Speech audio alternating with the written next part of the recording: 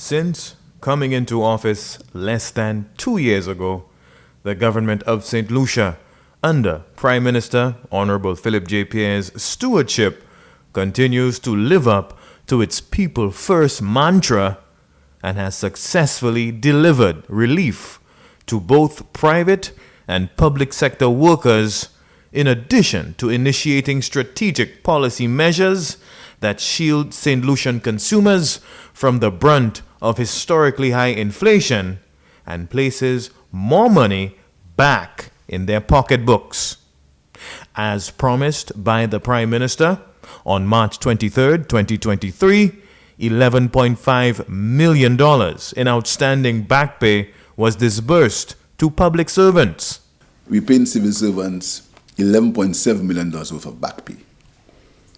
On Thursday, civil servants are going to receive $11.7 million in back pay and their pay increase, which was negotiated by the last government, but we are doing it.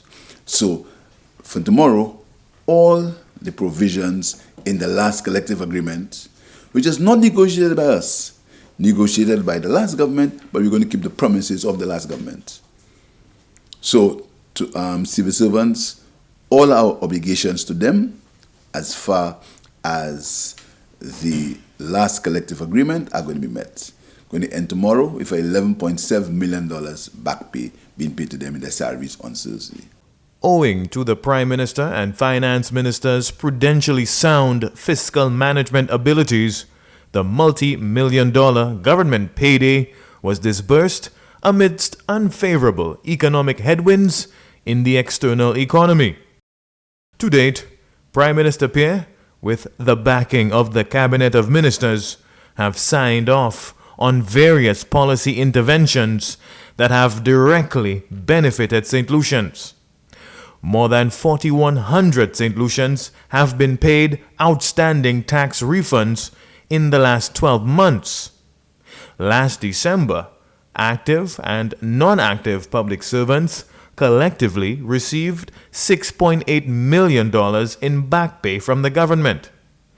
The government paid $4.4 million to about 47 former employees of LIAT 1974 Limited. 196 former employees of Majestic Industries Limited each received a $10,000 one-time payment, and more than $2.5 million was allocated to the stimulus program. NIC pensioners currently receive an additional 4.2% on their monthly payments, while government pensioners received a one-off payment of $500 each last year. Effective January 1st, 2023, both public and private sector workers earning up to $25,000 annually will not pay any income tax. Between 10 to 14,000 workers will benefit from this new tax exemption, which amounts to an additional $12 to $14 million of more disposable income for these workers. From the Office of the Prime Minister, Rihani Isidore.